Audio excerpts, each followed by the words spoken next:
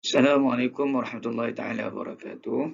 Yang saya muliakan Dr. Aisyah Asmam selaku pensyarah dan pembimbing bagi pengajian kurikulum pendidikan Islam untuk PIMK 4 ambilan Oktober tahun 2002 IPG Kampus Raja Maliwan Negeri Sembilan.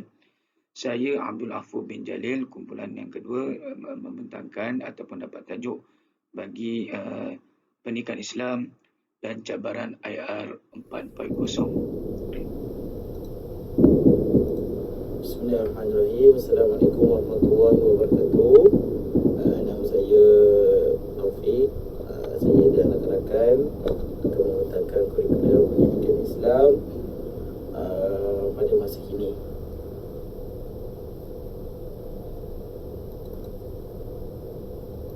Okey, seterusnya mari kita lihat ke kurikulum pendidikan Islam. Istilah-istilah yang terdapat dalam kurikulum pendidikan Islam ini ialah: pertama, dalam menerapkan Islam dalam pendidikan Malaysia, kurikulum di sekolah rendah dan menengah amatlah penting dalam bentuk kemenjadian dan sasian murid.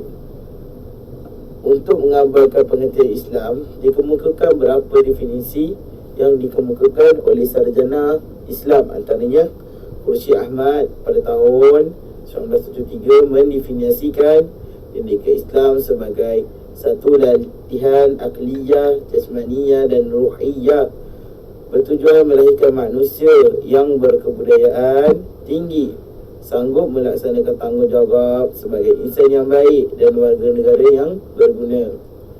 Seterusnya, Miqdad Yelchin 1977 mendefinisikan pendidikan Islam sebagai proses melaksanakan falsafah pendidikan yang pendidikan Islam dan merealisasikan, ini hasilnya dalam bidang pembinaan dan pembentukan dan pemasyarakatan seseorang selaras dengan kepribadian yang digariskan oleh falsafah, supaya sasiah Islamiah dapat terbentuk dalam setiap induk, dalam setiap tindak tanduk, tingkah laku dan sikap seseorang Muslim, walau dan bila dan di mana juga dia berada.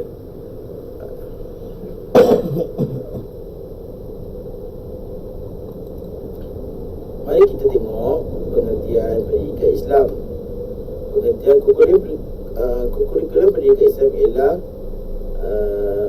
merupakan pengetahuan, pengalaman yang sistematik dalam memberikan kepada anak didik dalam rangka tujuan mencapai pendidikan Islam. Dengan arti kata lain, kurikulum pendidikan Islam merupakan satu komponen pendidikan agama yang merupakan alat untuk mencapai tujuan.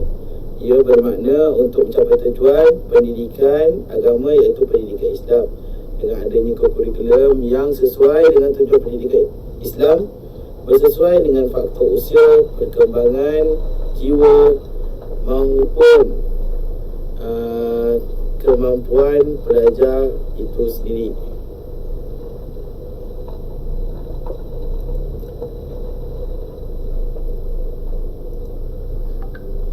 Mari kita melihat matlamat pendidikan Islam.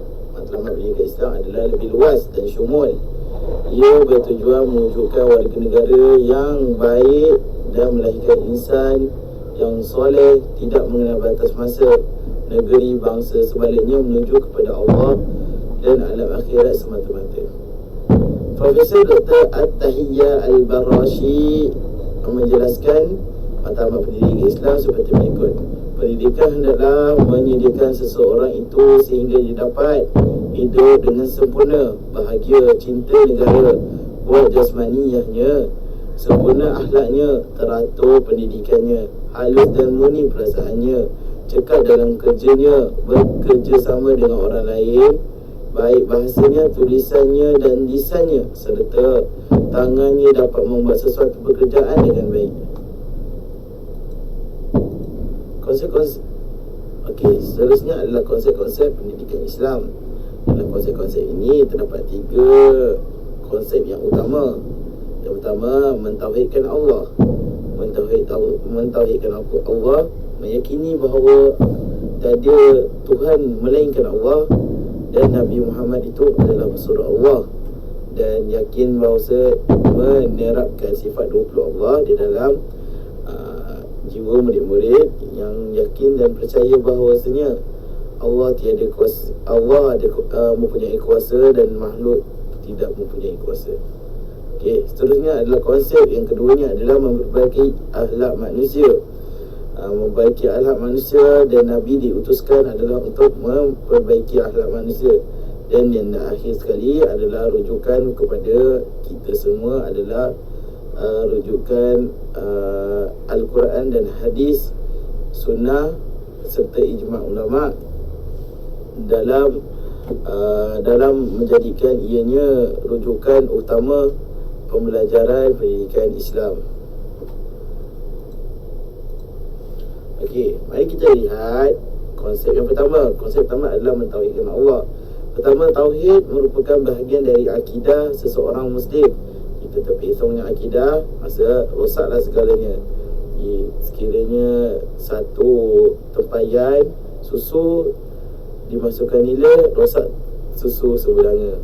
Okey, jadinya Hamdan Jainuddin dan Sangkat Serai 2016 telah mendefinisikan bahawasanya semua utusan Allah membawa pesan yang sama, iaitu tauhid, bahawa tidak ada Tuhan selain Allah.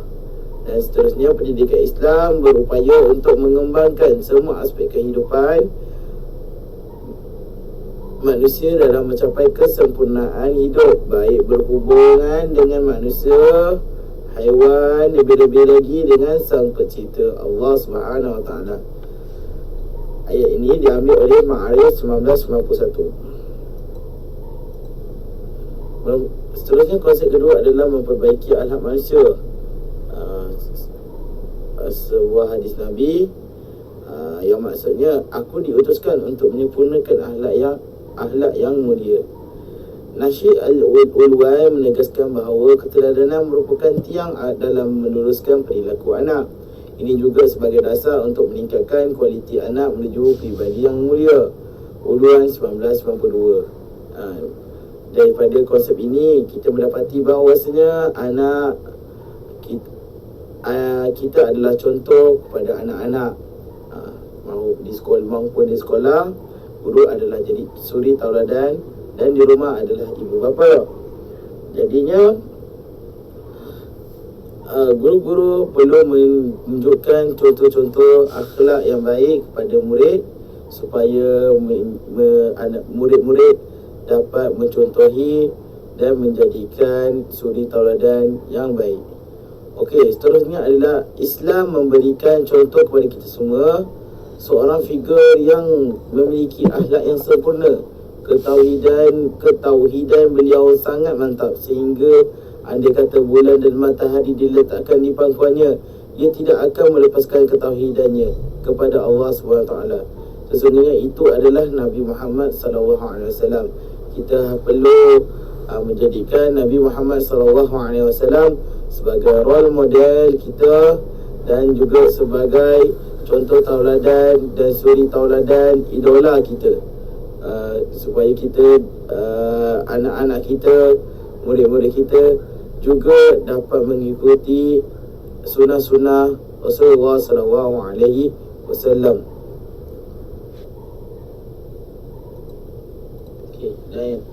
Okey, yang terakhir adalah rujukan bagi umat Islam. Rujukan sumber yang pertama adalah Al-Quran, dan yang kedua adalah Al-Hadis, iaitu sunnah Rasulullah SAW, dan yang terakhir adalah ijma' ulama'. Okey, Al-Quran dan Hadis merupakan dua sumber ilmu yang terdapat dalam Islam. Segala ilmu bersumberkan nas-nas Al-Quran dan Al-Hadis dikenali sebagai ilmu nakli. Kebenaran yang terkandung di dalamnya merupakan kebenaran bersifat mutlak, tidak boleh diubah suai, dan kekal selama-lamanya sehingga hari kiamat. Al-Quran juga merupakan sumber intelektual dan spiritual Islam. Ia merupakan asas bagi bukan hanya bagi agama dan pengetahuan spiritual, tetapi bagi semua ilmu pengetahuan. Ia merupakan sumber utama inspirasi pandangan Muslim tentang kesepaduan sains dan pengetahuan intelektual dari Al-Atas tahun 1978 dan Osman Bakar tahun 2008, di mana Al-Quran juga menjadi sumber-sumber sains, menjadi yang mengkajinya akan mendapat manfaat daripadanya. Seterusnya, Al-Quran merupakan kitab yang perlu dipercayai dan diyakini dan juga diimani sepenuhnya sebagaimana yang diturunkan oleh Allah Subhanahu Wa Taala. Muhammad Yusuf tahun 2013, yang dimana Al-Quran adalah kitab yang mutlak yang diwahyukan oleh Allah kepada Nabi Muhammad, yang diwahyukan kepada Nabi Muhammad melalui malaikat Jibril, di mana kita harus wajib percaya kepada kitab kerana ia adalah rukun iman. Kerana kita tidak percaya kepada kitab Al-Quran, kita akan sesat selama-lamanya. Okey. Seterusnya adalah kepentingan Al-Quran dari sudut sains ialah memberi panduan asas khususnya dalam konteks kaedah. Sebenarnya sains dan Al-Quran tidak dapat dipisahkan. Walau bagaimanapun, Al-Quran bukannya sebuah buku sains, ia adalah wahyu Allah. Daripada Dania Zainal Abidin tahun 2011 dan Osman Bakar tahun 2008. Al-Quran hanya memberi pengetahuan sains supaya manusia mengkaji, supaya manusia dapat beriman kepadanya. Tetapi Al-Quran bukanlah buku sains yang buku sains fiction seperti di sekolah. Jadinya Al-Quran dan hadis jadi sumber rujukan bagi murid-murid dan pelajar-pelajar sekolah rendah dan sekolah menengah bagi meningkatkan sasiah individu dan intelektual murid. Daripada hadis Nabi SAW, taraktu fiku amraini lan tudillu fama tamassaktum bihima. Maksudnya, aku tinggalkan kepada kamu dua perkara dan kamu tidak akan sesat selamanya selagi mana kamu berpegang dengannya, iaitu kitab Allah Al-Quran dan sunnah Nabi-Nya, iaitu sunnah Nabi Muhammad SAW. Boleh dijadikan pegangan kita sehingga kita hari kiamat, dan tidak akan tersesat selamanya. Ia adalah sumber rujukan kepada murid-murid supaya dapat menjadikan Al-Quran dan hadis sebagai sumber rujukan utama. Dan akhir kata, supaya ijma' ulama' juga adalah salah satu sumber yang difatwakan oleh ulama-ulama sebagai sumber rujukan kita sehingga ke hari ini. Okey, seterusnya saya akan serahkan kepada rakan-rakan saya. Wabillahi taufiq hidayah. Assalamualaikum warahmatullahi wabarakatuh.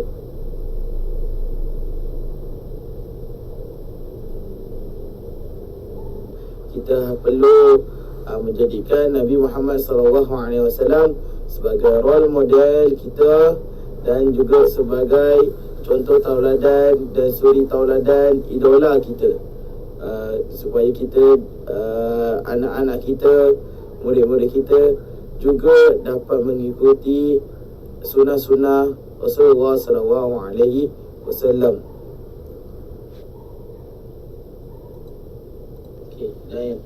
Okey, yang terakhir adalah rujukan bagi umat Islam. Rujukan sumber yang pertama adalah Al-Quran, dan yang kedua adalah Al-Hadis, iaitu sunnah Rasulullah SAW, dan yang terakhir adalah ijma' ulama'. Okey, Al-Quran dan Hadis merupakan dua sumber ilmu yang terdapat dalam Islam. Segala ilmu bersumberkan nas-nas Al-Quran dan Al-Hadis dikenali sebagai ilmu nakli. Kebenaran yang terkandung di dalamnya merupakan kebenaran bersifat mutlak, tidak boleh diubah suai dan kekal selama-lamanya sehingga hari kiamat. Al-Quran juga merupakan sumber intelektual dan spiritual Islam. Ia merupakan asas bagi bukan hanya bagi agama dan pengetahuan spiritual, tetapi bagi semua ilmu pengetahuan ia merupakan sumber utama inspirasi pandangan Muslim tentang kesepaduan sains dan pengetahuan intelektual. Dari Al-Atas tahun 1978 dan Osman Bakar tahun 2008, di mana Al-Quran juga menjadi sumber-sumber sains, menjadi yang mengkajinya akan mendapat manfaat daripadanya. Seterusnya, Al-Quran merupakan kitab yang perlu dipercayai dan diyakini dan juga diimani sepenuhnya sebagaimana yang diturunkan oleh Allah Subhanahu Wa Taala. Muhammad Yusuf tahun 2013, yang di mana Al-Quran adalah kitab yang mutlak yang diwahyukan oleh Allah kepada Nabi Muhammad, yang diwahyukan kepada Nabi Muhammad melalui malaikat Jibril, di mana kita harus wajib percaya kepada kitab kerana ia adalah rukun iman. Kerana kita tidak percaya kepada kitab Al-Quran, kita akan sesat selama-lamanya. Okey. Seterusnya adalah kepentingan Al-Quran dari sudut sains ialah memberi panduan asas khususnya dalam konteks kaedah. Semanya sains dan Al-Quran tidak dapat dipisahkan. Walau bagaimanapun, Al-Quran bukannya sebuah buku sains, ia adalah wahyu Allah. Daripada Dania Zainal Abidin tahun 2011 dan Osman Bakar tahun 2008. Al-Quran hanya memberi pengetahuan sains supaya manusia mengkaji, supaya manusia dapat beriman kepadanya. Tetapi Al-Quran bukanlah buku sains yang buku sains fiction seperti di sekolah. Jadinya Al-Quran dan hadis menjadi sumber rujukan bagi murid-murid dan pelajar-pelajar sekolah rendah dan sekolah menengah bagi meningkatkan sasiah individu dan intelektual murid. Daripada hadis Nabi SAW, taraktu fiku amraini lan tudillu fama tamassaktum bihima. Maksudnya, aku tinggalkan kepada kamu dua perkara dan kamu tidak akan sesat selamanya selagi mana kamu berpegang dengannya, iaitu kitab Allah Al-Quran dan sunnah Nabi-Nya, iaitu sunnah Nabi Muhammad SAW. Boleh dijadikan pegangan kita sehingga kita hari kiamat, dan tidak akan tersesat selamanya. Ia adalah sumber rujukan kepada murid-murid supaya dapat menjadikan Al-Quran dan hadis sebagai sumber rujukan utama. Dan akhir kata, supaya ijma' ulama' juga adalah salah satu sumber yang difatwakan oleh ulama-ulama sebagai sumber rujukan kita sehingga ke hari ini.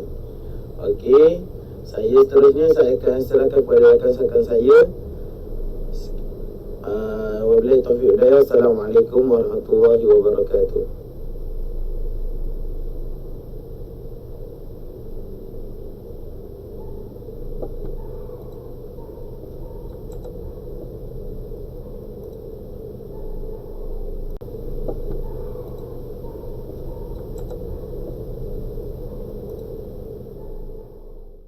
Baik, apa itu IR? Jom kita bincangkan.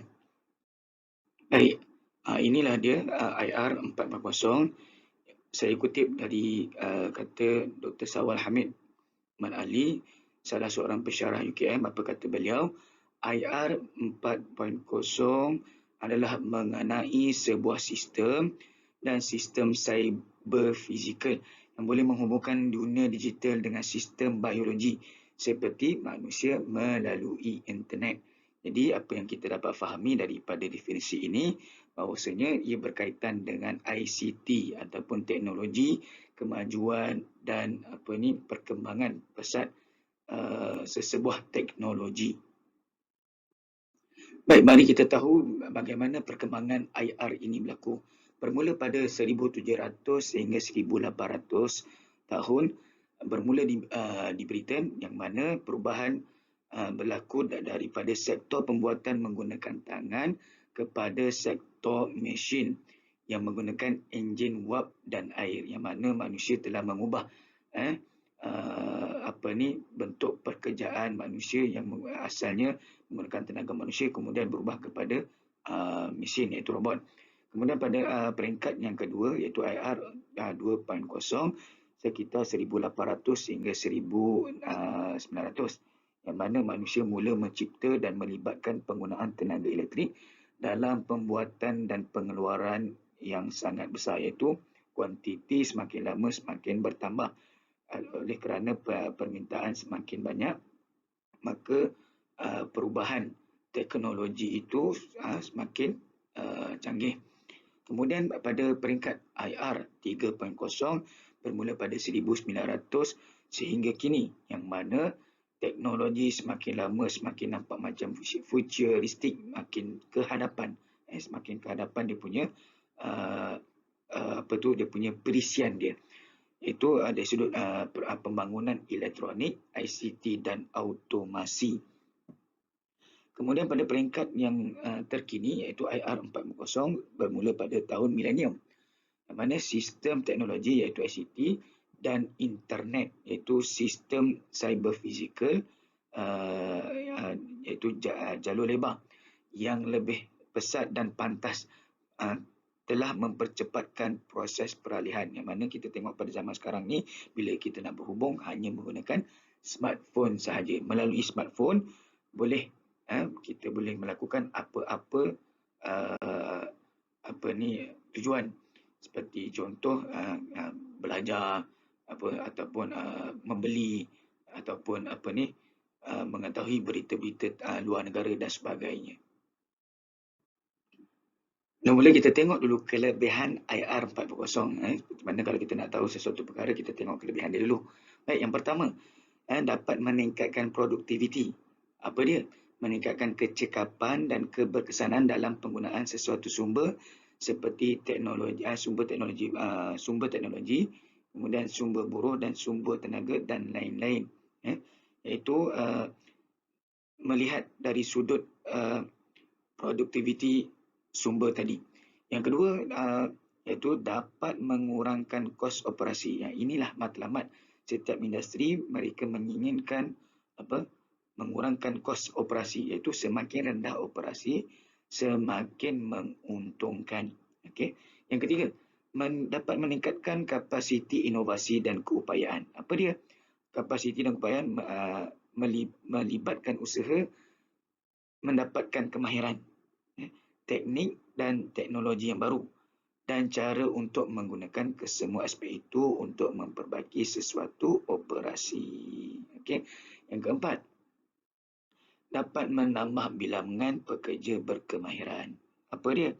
Tenaga kerja manusia yang memerlukan kepada kemahiran idea, iaitu mencipta ataupun mereka dalam menghasilkan teknologi ICT bertaraf globalisasi. Maksudnya, dalam IR ini, mereka memerlukan ataupun industri memerlukan pekerja yang ada kemahiran dalam teknologi ataupun menghasilkan rekaan berteknologi tinggi. Baik, apa yang terdapat di dalam IR ini, salah satunya adalah cabaran pada masa depan, iaitu manusia akan berlawan dengan robot. Berlawan kat sini bukan mengaduh lah. Berlawan ni maksudnya dari sudut peluang pekerjaan. Yang mana tenaga kerja berkemahiran rendah. Yang maksudnya daripada manusia digantikan dengan robot. Kemudian tenaga kerja berkemahiran tinggi. Yang mana manusia perlu mencipta perisian, mencipta robot yang lebih canggih. Okey. Baik. Yang pertama adalah transformasi digital. Apa yang manusia perlu buat? Transformasi digital, perubahan dalam digital memerlukan perubahan seiring transformasi digital di peringkat global. Okey. Yang kedua, Teknologi automasi itu meningkatkan daya saing untuk menghadapi kemajuan teknologi automasi. Yang ketiga, pekerjaan memberi kesan langsung kepada masa depan dunia pekerjaan. Inilah cabaran IR 4.0 terutamanya terhadap manusia yang mana berkemungkinan ataupun kita dah lihat pada zaman sekarang pekerjaan manusia dahulu diambil oleh mesin-mesin iaitu robot. Baik, kita teruskan dengan apa kaitan IR dengan pendidikan. Apa ya? Baik, kita tengok dulu era pendidikan 4.0. Dalam pendidikan pun ada perkembangan yang mana pendidikan ini tidak terlepas daripada teknologi dan kemajuan, khususnya di Malaysia, yang mana dia terkesan dengan revolusi industri yang dapat mengubah semua aspek kehidupan manusia. Okay. Pada peringkat pertama, pendidikan ini prosesnya adalah sehala. Guru adalah pembekal ataupun penyampai utama. Kemudian pada peringkat yang kedua pula, proses interaksi. Guru dan pelajar belajar dengan pelajar. Kemudian ada kerjasama di antara pendidik dengan teknologi. Tapi cuma pada peringkat ini jarang digunakan. Kemudian peringkat yang ketiga iaitu 3.0, pendidikan 3.0, berlaku proses terarahkan diri, iaitu inovasi berasaskan masalah dan kreativiti adalah penggerak pendidikan di mana penggunaan teknologi lebih jelas dan meluas. Maksudnya dah mula berlaku perubahan yang mana para pendidik iaitu guru-guru, tak kira di kalangan pensyarah dan sebagainya, dah mula menggunakan teknologi dalam pendidikan. Kemudian pada peringkat yang keempat, pendidikan berlaku secara penjajaran manusia dan mesin. Manfaat teknologi digital, sumber pendidikan terbuka dan global, dan pembelajaran sepanjang hayat. Apa yang kita nak cerita kat situ? Iaitu pendidikan dapat membentuk generasi kreatif, inovatif dan kompetitif. Itu adalah pendidikan IR, pendidikan 4.0, maafkan saya. Baik, selain itu kita dapat tengok kaitan di antara keduanya, iaitu kedua-duanya memerlukan kesediaan sumber manusia dalam menyediakan sesuatu dan mampu berdaya saing dalam skala global, iaitu skala yang besar, peringkat dunia. Jadi peningkatan kualiti sesuatu sumber melalui jalur pendidikan mulai daripada pendidikan rendah sehingga pendidikan yang lebih tinggi adalah kunci untuk perkembangan IR pada masa kini. Yang mana pendidikan adalah respon terhadap keperluan revolusi industri yang mana manusia dan teknologi bergerak seiring untuk mencipta peluang-peluang baru dengan lebih kreatif, inovatif dan futuristik. Jadi tak boleh dielakkan lagi. Baik, saya cuba kaitkan antara IR plus education, iaitu revolusi industri dengan pendidikan. Maka terhasil pada 4 perkara, iaitu 4K, 4 kemahiran yang diambil daripada Fadlullah dan Ahmad tahun 2017, Zain dan Munyandi dan Hashim pada tahun 2016. Mereka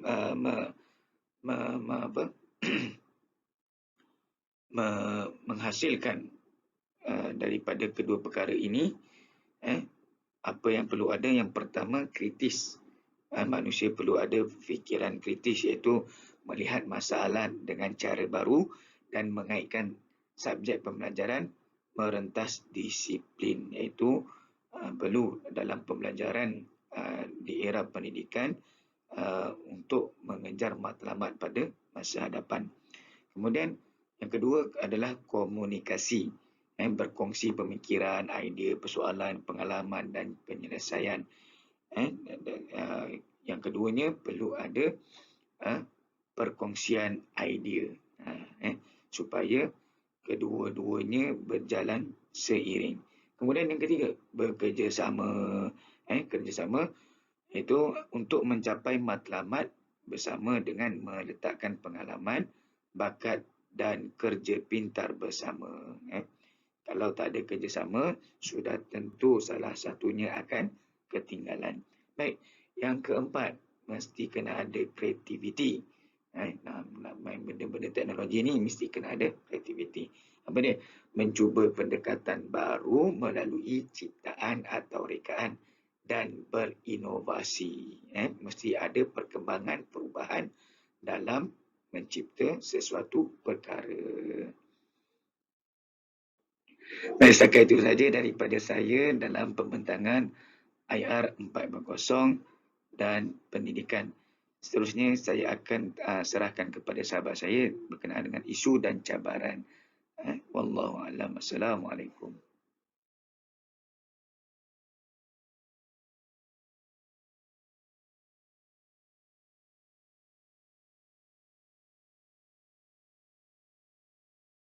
Rabbi syrah li sadri wa yassir li amri wahlul 'uqdatam min lisani yafqahu qawli.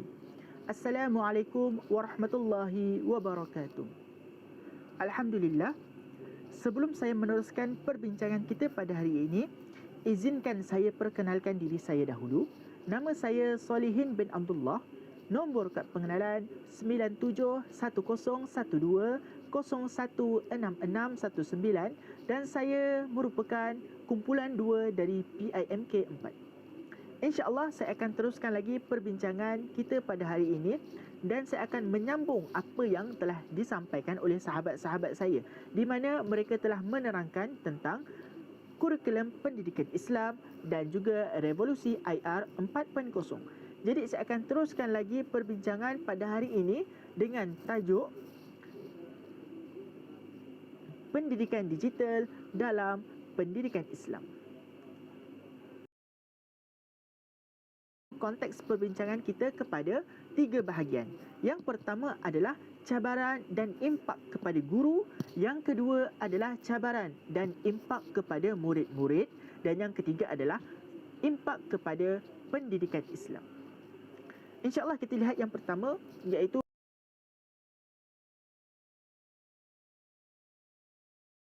pendidikan Islam. InsyaAllah kita lihat yang pertama, iaitu cabaran kepada guru.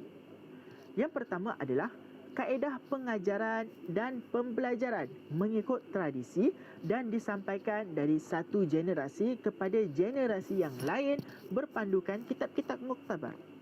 Sebagaimana yang kita ketahui, mengikut zaman berzaman, ilmu yang disampaikan menggunakan kaedah chalk and talk, di mana guru menyampaikan kepada anak murid dan anak murid mendengar apa yang disampaikan daripada guru tersebut.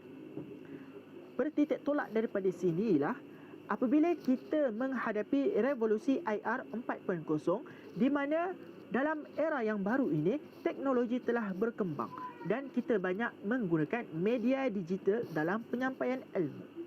Dan kita tahu bahawa pada tahun 2019 sehingga 2021, Malaysia telah dilanda wabak COVID-19 di mana guru dan juga murid tidak dapat pergi ke sekolah. Jadi pada masa inilah guru-guru tiba-tiba perlu menguasai media digital agar dapat menyampaikan ilmu kepada anak murid walaupun hanya di atas talian. Ini memberikan satu kesukaran kepada guru kerana perubahan yang tiba-tiba ini. Sebagaimana yang kita ketahui, apabila kita mengajarkan pendidikan Islam, khususnya dalam pendidikan ibadat, guru perlu menunjukkan demonstrasi kepada anak murid dalam beberapa perkara. Contohnya, solat, bertayamum, berwuduk dan sebagainya. Ini menyebabkan kesukaran kepada guru dalam menunjukkan perkara-perkara tersebut kepada anak murid, menyebabkan anak murid tidak memahami apa yang disampaikan oleh guru. Ini merupakan satu cabaran yang sangat besar kepada guru untuk memberi kefahaman kepada anak murid. Daripada sinilah guru perlu menguasai media digital, contohnya dalam pembuatan video, dalam pembuatan slide dan sebagainya, agar dapat memberi kefahaman kepada anak-anak murid. Dan yang kedua adalah kandungan maklumat yang meluas dan tiada tapisan membawa kepada kecelaruan maklumat. Kita tahu bahawa dalam era zaman teknologi ini, maklumat kita dapat hanya di hujung jari sahaja. Sangat mudah, sangat senang. Tetapi adakah maklumat yang kita terima itu betul atau tidak? Daripada sinilah guru-guru perlu mahir dalam pencarian maklumat yang betul. Dan apabila memberi tugasan kepada anak murid akan mencari maklumat di dalam internet. Ini menyebabkan anak-anak murid menghadapi kecelaruan maklumat di mana mereka tak dapat membezakan mana satu yang betul, mana satu yang palsu kerana maklumat itu dapat secara meluas. Daripada sinilah guru-guru perlu menjadi pembimbing kepada anak murid agar mereka mencari maklumat yang betul berpandukan syariat Islam. Dan yang ketiga adalah kebanjiran maklumat dan sumber, di mana apabila terlalu banyak maklumat yang dimasukkan ke dalam internet, maka berlakunya kebanjiran maklumat sehingga menyebabkan fobia dalam menerima maklumat kerana ada yang betul, ada juga yang salah.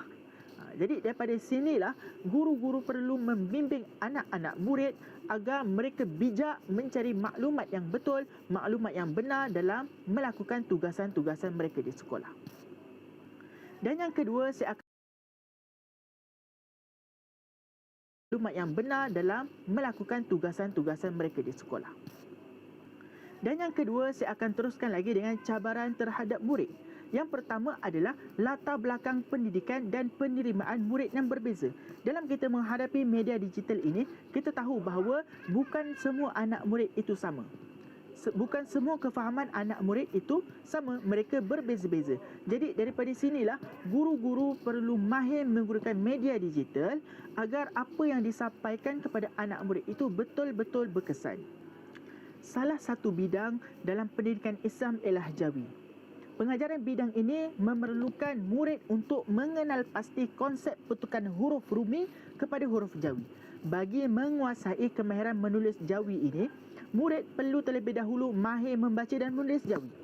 Pengajaran secara digital menyebabkan wujud kekangan apabila murid tidak mempunyai kemahiran membaca dan menulis yang baik. Hal ini boleh menyebabkan mereka ketinggalan dalam pembelajaran. Dapat kita ketahui bahawa sebelum ini hal ini boleh menyebabkan mereka ketinggalan dalam pembelajaran. Selain itu, murid yang mempunyai masalah pembelajaran seperti murid pendidikan khas pasti mengalami kesukaran pengajaran pendidikan Islam secara digital, memandangkan murid pendidikan khas memerlukan kaedah pengajaran yang lebih berbentuk sentuhan dan pergerakan. Yang kedua adalah cabaran terhadap murid ialah masalah keruntuhan akhlak dan hilangnya adab berguru antara murid dengan guru. Kaedah pengajaran dalam pendidikan Islam sangat mementingkan adab berguru antara murid dengan guru. Pembelajaran subjek pendidikan Islam memerlukan proses dan sentuhan guru bagi menjamin dan menjaga adab pembelajaran sesuai dengan kehendak syariat dalam memberikan pendidikan terhadap murid.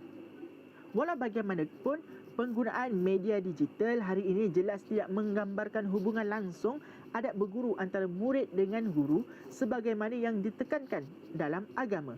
Contohnya pembelajaran dalam talian seperti menggunakan aplikasi Zoom, Google Meet dan sebagainya. Apabila menggunakan platform ini, membolehkan murid memilih untuk menutup fungsi yang disediakan. Contohnya menutup kamera, menutup mikrofon dan sebagainya. Ini menyebabkan guru yang mengajar tidak dapat melihat keadaan sebenar murid yang mengikuti pelajaran tersebut. Adakah mereka dengar? Adakah mereka tidur? Adakah mereka tidak memberi perhatian dan sebagainya? Ini menyebabkan dalam pada masa yang sama, murid boleh masuk ke dalam kelas dan mereka boleh melakukan aktiviti yang lain sewaktu guru sedang mengajar. Ini menyebabkan kerutuhan adab dalam kalangan murid. Kerana dapat kita ketahui apabila dalam keadaan berguru, kita perlulah memberi tumpuan kepada guru, memberikan sepenuh fokus kepada guru agar kita dapat ilmu daripada guru tersebut. Dan yang ketiga adalah apabila kita menyentuh tentang pencarian maklumat dalam internet ini, apabila pelajar-pelajar ini menggunakan internet, mereka lebih terdedah kepada perkara buruk dalam internet juga. Contohnya, mereka sukar memisahkan antara dua persimpangan, iaitu baik dan juga buruk. Dalam internet tidak dinafikan banyak benda-benda yang baik, tapi dalam masa yang sama juga banyak perkara-perkara yang tidak baik. Jadinya ini perlu integriti dalam murid itu sendiri, sama ada mereka menggunakan internet itu untuk ke arah kebaikan atau ke arah keburukan pada masa yang sama memerlukan pemantauan daripada guru dan juga ibu bapa dalam penggunaan internet. Seterusnya saya akan pergi kepada impak yang dihadapi oleh guru, murid dan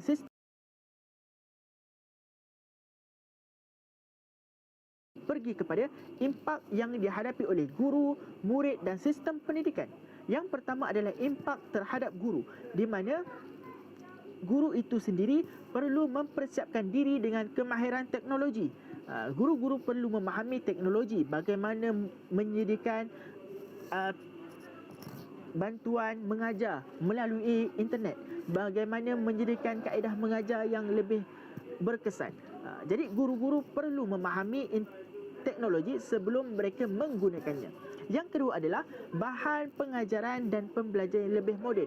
Sebelum ini hanya guru banyak menghabiskan masa menulis di atas kertas, hendak menyampaikan kepada anak murid. Tapi apabila zaman berkembang, guru-guru boleh menyiapkan hanya di dalam laptop sahaja, seterusnya boleh menayangkan kepada murid-murid. Ini lebih menjimatkan masa dan lebih menjimatkan kos yang akan digunakan. Dan yang ketiga adalah meningkatkan daya kreativiti dan inovasi dalam guru itu sendiri. Bagaimana mereka kreatif dalam membuat slide, dalam membuat bahan bantu mengajar, dalam memberikan penerangan kepada murid supaya murid lebih faham dan murid lebih dapat mengaplikasikan apa yang mereka pelajari. Dan yang keempat adalah menilai dan menapis maklumat. Pada guru, mereka boleh menilai dan menapis maklumat-maklumat sebelum mereka menyampaikan kepada anak murid. Dan yang kedua adalah cabaran impak terhadap murid. Tiada kemudahan. Yang kedua adalah impak terhadap murid itu sendiri. Yang pertama adalah tidak mempunyai kemudahan peranti dalam menghadapi kelas-kelas atas talian ini. Kadang-kadang murid-murid datang daripada keluarga yang kurang berkemampuan. Jadi dalam era COVID-19 yang kita hadapi sebelum ini, banyak murid yang ketinggalan pelajaran kerana mereka tidak mempunyai alatan ataupun peranti untuk menghadiri kelas di atas talian. Yang kedua adalah kekurangan akses kepada internet. Sebagaimana kita ketahui, walaupun tidak banyak, tetapi ada di antara murid-murid yang tidak mempunyai akses kepada internet. Ini menyebabkan murid-murid tidak dapat menghadiri kelas atas talian. Yang ketiga adalah mudah terdedah kepada maklumat yang salah dan negatif. Ini adalah salah satu implikasi ataupun impak yang buruklah kepada murid apabila jika diberikan kebebasan mereka menggunakan internet, dikhawatiri mereka akan terdedah kepada konten-konten ataupun kandungan-kandungan yang tidak bermanfaat dan negatif. Yang keempat adalah kekurangan pergerakan fizikal, di mana apabila sebelum ini bila dalam kelas mereka banyak melakukan aktiviti bergerak, tetapi apabila dalam kelas atas talian mereka hanya duduk di hadapan komputer, di hadapan handphone, di hadapan laptop, mereka hanya mendengar dan membuat aktiviti di atas talian sahaja tanpa menggunakan pergerakan badan. Seterusnya adalah impak kepada sistem pendidikan, di mana yang pertama adalah perubahan modul dan silibus yang sesuai. Dalam mendepani teknologi yang semakin meluas ini, silibus dan juga modul perlulah sama selaras dengan pendidikan yang menggunakan teknologi. Ini menyebabkan perubahan kepada yang lebih moden. Yang kedua adalah PDP secara blended learning, di mana apabila kita katakan secara blended learning, di mana murid-murid dan juga guru boleh melakukan kelas sama ada atas talian ataupun melakukan kelas secara fizikal. Yang ketiga adalah aplikasi pendidikan yang lebih mudah. Contohnya bagi sekarang murid sekolah rendah, murid sekolah menengah, murid agama, mereka semua ada aplikasi pendidikan yang lebih kreatif. Contoh yang saya ambil adalah dalam Sekolah Agama Johor mempunyai JPID Al-Bayin, di mana Jabatan Islam Pendidikan Digital Al-Bayin, di mana guru-guru perlu memasukkan maklumat di dalam sistem dan anak murid boleh mendapatkan maklumat tersebut, boleh belajar di dalam aplikasi tersebut, boleh mendapatkan latihan dalam aplikasi tersebut. Jadi pendidikan ini berlaku secara meluas, bukan hanya di sekolah tapi boleh juga berlaku di rumah dan sebagainya. Dan yang terakhir sekali adalah pendedahan penggunaan teknologi. Daripada sinilah dapat kita ketahui apabila dalam sistem pembelajaran itu sendiri berlakunya perubahan-perubahan teknologi dan pendedahan yang lebih meluas, di mana sebelum ini tidak menggunakan slide dan sebagainya. Tapi apabila berlakunya revolusi IR 4.0, guru-guru banyak menggunakan slide, pembentangan dan sebagainya di dalam kelas. Ini menyebabkan murid-murid lebih memahami dan dapat fokus dalam kelas dan menarik minat murid dalam pembelajaran. InsyaAllah itu sahaja pembentangan saya pada hari ini. Semoga bermanfaat. Assalamualaikum warahmatullahi wabarakatuh.